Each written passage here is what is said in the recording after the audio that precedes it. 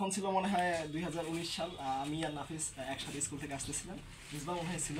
তো আমাদের এক বন্ধু প্রথমে এইখানে আমাদের অনেকটা ফিল্মি স্টাইলে হাইজ্যাক কায়দায় নিয়ে আসে। তো তখনই আমি প্রথম নাজম ভাইকে দেখি। নাজম ভাই আমাদেরকে বলে যে আমি তোমাদের ফ্রি ক্লাস নিতে চাই আর কি।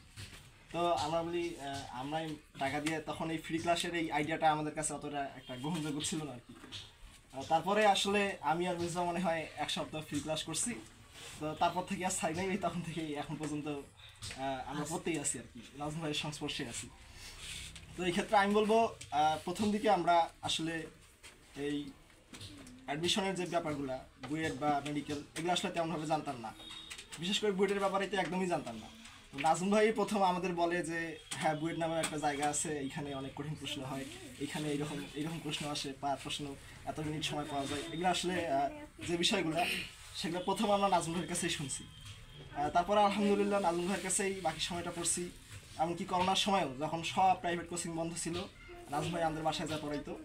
তো ওই সময় আমরা অনেক কিছু করছি। তো এখন মনে হয় যে আসলে ওইগুলোর দিক দিয়ে আমরা অনেক আগে গেছি। যখন আমি অটোডেমে যাই, তো ওইখানে দেখি অনেক ভালো ভালো স্কুলের টপার, ওরা এখন মনে হয় বুয়েটের 1 থেকে 100 মধ্যে আছে, আবার আশেপাশে যারা আছে।